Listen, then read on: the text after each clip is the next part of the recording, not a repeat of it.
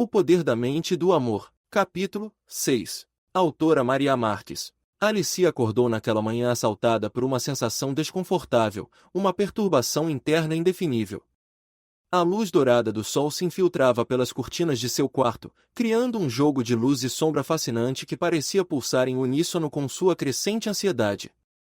Há semanas, ela vinha tentando ignorar os sinais enigmáticos que seu corpo lhe enviava, mas aquele dia se tornava impossível desviar-se das mensagens fisiológicas evidentes. Alicia, que havia marcado uma consulta médica para fazer alguns exames por outros motivos, encontrou-se em um momento de pura surpresa e descrença ao receber a notícia de que estava grávida. Absorta em seus pensamentos e preocupações do dia a dia, a gravidez era algo que não havia passado pela sua cabeça. Agora, com essa reviravolta inesperada, ela teria que reavaliar suas prioridades e planejar para o futuro de uma maneira totalmente nova, enquanto ainda tentava assimilar a notícia que mudaria sua vida para sempre. No consultório médico, o Dr. Henrique inspirou-a com um olhar ponderado.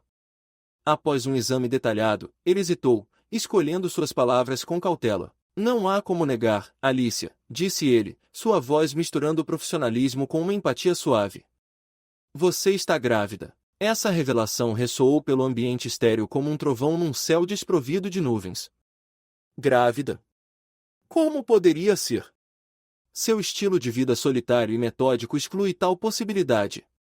Não havia espaço para tal intimidar em sua direção. "Preciso falar com o seu marido", disse o médico. "Não tenho marido, doutor, sou divorciada." "Então com o pai dos bebês." "Não tenho marido nem namorado." "Pelo menos em casos reais", disse ela em tom baixo. "Disse os bebês, doutor?" O médico concordou, dizendo: "Vejo 2 embriões. Você está grávida de gêmeos", disse ele encarando Alicia. Como se esperasse este espanto. "Como já falei, não tenho marido e nem namorado, levo uma vida solitária há muito tempo." "Entendo", ele disse, ajustando os óculos. "Isso reforça a possibilidade de estarmos lidando com uma gravidez psicológica. Há casos", continua o Dr. Henrique, "em que a mente exerce uma influência tão profunda sobre o corpo que pode induzir uma condição conhecida como pseudociese, ou gravidez emocional, um aspecto raro, mas bem documentado, onde o desejo intenso de uma mulher por uma criança pode levar a sintomas de gravidez reais, sem a presença de ato sexual. Inconsciente de conceber pode ser tão poderoso que simula todos os sinais clínicos de uma gravidez real. Quero que retorne daqui a um mês, vamos fazer uma ecografia computadorizada, acabar de vez com as dúvidas." Submersa num mar de pensamentos, Alicia saiu do consultório médico, mergulhada em uma complexa rede de emoções. Ela se lembrou do capítulo do romance O Poder da Mente e do Amor, em que ela narrou que ela engravidou. Na ficção ela casou-se com Richard e teve filhos.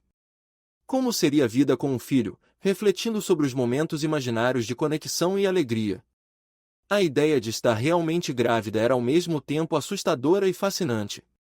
Enquanto dirigia de volta para casa, as palavras do médico ecoavam em sua mente, entrelaçando-se com os murmúrios de seus próprios pensamentos, provocando uma reflexão profunda sobre o que o futuro reservaria para ela e como ela se adaptaria a essa nova realidade. Ela compreendeu que, embora o filho que carregava fosse fruto de suas mais profundas aspirações, resolve encarar como realidade. Desta forma eles necessitaria de todo o amor e proteção que ela pudesse oferecer.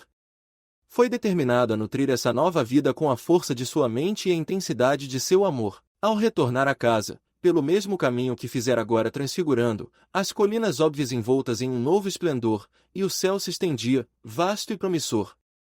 Alice estava transformada, não apenas pela revelação de que uma nova vida cresceria dentro dela, mas pelo mistério intrigante que essa concepção representa. Freou o carro bruscamente, deu meia volta e retornou à cidade, seus pensamentos em um turbilhão enquanto dirigia. Entrou em uma loja elegante, especializada em artigos para bebês, um espaço repleto de sonhos tecidos em cada detalhe, desde os móveis delicadamente esculpidos até os suaves acordes de uma melodia clássica que flutuava no ar. "E agora?" pensou Alicia, enquanto seus olhos percorriam as prateleiras meticulosamente organizadas. "Roupas para menina ou menino?" Embora uma parte dela ainda duvidasse da realidade de sua condição, outra parte, instintivamente, quase com certeza, inclinava-se para as peças destinadas a um menino. Com determinação, começou a encher o balcão com itens do enxoval, pequenos macacões azuis, cobertores de malha fina, e um ursinho de pelúcia que parecia real. Cada peça que escolhia era um passo em direção ao alcance de sua nova realidade. Alicia sentiu uma mistura complexa de emoções, incredulidade, esperança, e uma alegria crescente que começava a eclipsar suas incertezas iniciais. Era como se, ao preparar-se para a chegada desse filho tão inesperado e misterioso, ela também estava tecendo uma nova trama em sua própria vida. Alice encarava a gravidez com uma mistura de fascínio e temor, uma dualidade que turvava suas emoções a cada momento que passava. Agora, ela se encontrava em um dilema profundo, sem certeza se sua gravidez era real ou apenas um reflexo de suas aspirações e medos, manifestados de forma psicológica. Essa incerteza a consumia por dentro, fazendo-a questionar a realidade de sua condição. Decidida a evitar enfrentar a realidade clínica que poderia confirmar ou dissipar suas dúvidas, Alicia resolveu não retornar ao médico. Em sua mente, a ideia de obter uma confirmação sobre sua gravidez tornou-se mais aterrorizante do que a própria incerteza.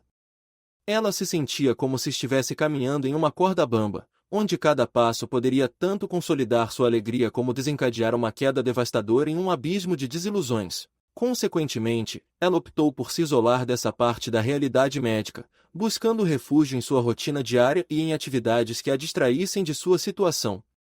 Enquanto Alicia lidava com seus pensamentos oscilantes entre a esperança e o medo, entre o desejo de ser mãe e o terror de descobrir que tudo não passava de uma ilusão, ela sabia que, mais cedo ou mais tarde, teria que enfrentar sua realidade.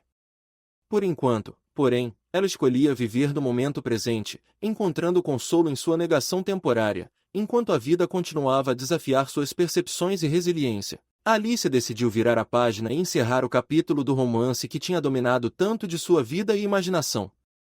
Ela ansiava por normalidade, por dias tranquilos sem as complicações de enredos fictícios ou gravidezes imaginárias. Estava determinada a viver como qualquer outra mulher, com as simples alegrias e desafios do dia a dia. Contudo, a presença de Rishin se tornava cada vez mais palpável, transformando o que antes era apenas ficção em uma realidade incontornável. Rishin, que havia sido um personagem vibrante no romance de sua mente, agora se manifestava em sua vida de maneira pequena, mas significativas.